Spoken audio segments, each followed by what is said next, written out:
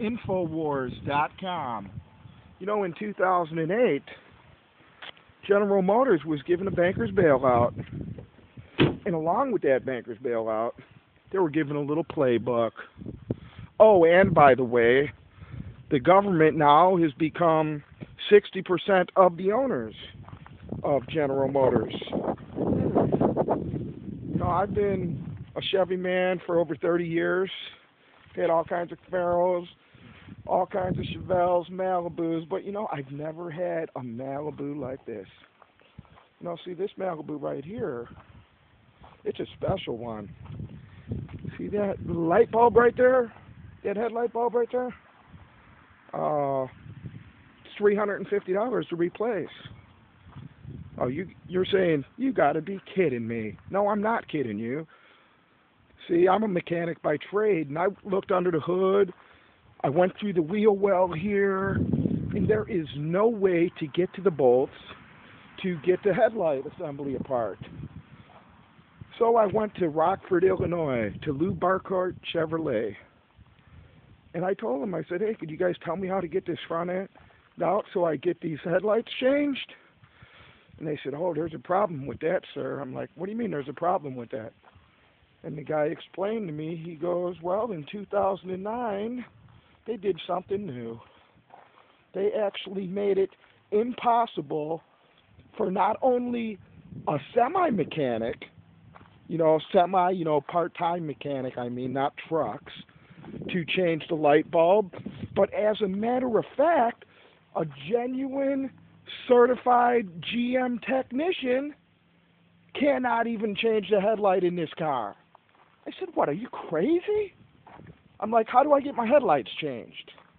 They said, well, you're going to have to call, and we're going to have to set up a time where we're going to actually get a general GM trained body technician. Ooh, a body technician to change my headlight.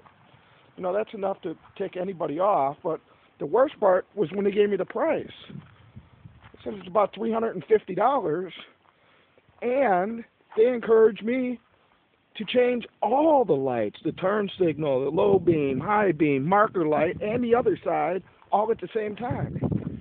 Just for this bulb right here, the good quality one's $49. So, you know, I'm not made out of gold. Everything I touch doesn't turn to gold, but I'll tell you what, everything that our government touches turns to frickin' garbage. Now, to make a long story short, I called a few law firms because I'm from Illinois, and in Illinois, we have a thing called the Illinois Lemon Law. And they told me, oh, that's not a lemon. Actually, I'm getting a really good deal, only having to pay $350. It sounds like the dealership's really trying to take care of me. And since I'm not the original owner, the Illinois Lemon Law does not even affect me at all. So then I called General Motors Corporation Manufacturing. And the lady, oh, she was so nice, and she wanted to know my VIN number, and she was going to try to take care of the problem.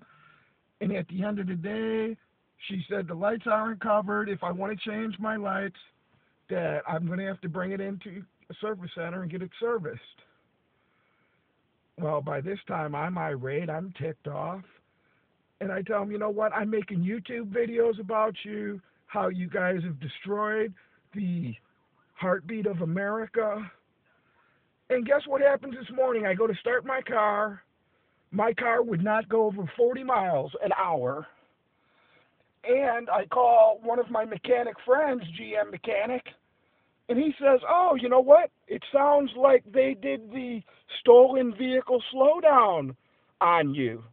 And I'm like, what is that? And he said, OnStar just presses a button and boom, your car won't go over 40 miles an hour until you go to the dealer and get it serviced. And they do that for if somebody steals my car and the police are chasing them. Well, I'm like, nobody stole my car. Why would they do that? And he said, well, I don't know nothing about it. I'm just telling you that's what it sounds like. And he told me, oh, this is how you fix it. So I did what he said. I disconnected my battery for 10 minutes. Underneath the hood, behind the battery, there is a fuse panel, and fuse number 14 operates the transmission. That 10 minutes that I'm leaving that battery off, I also disconnect that fuse. Then after 10 minutes, I reconnect the battery. Then I put the fuse in. And that worked great. Car started driving fine again. The lights went off. Everything worked fine. And if you don't want that to be able to happen to your car, where the government just presses a button and turns your car to where it only goes 40 miles an hour, right behind this glove compartment here, right behind here, is a little box. It's your OnStar box. I don't know if you can see it in there on the right-hand corner, right back there. But you'll see that little box has an antenna wire. Number one, I just disconnected that antenna wire because I don't want them doing those vehicles slow down on me.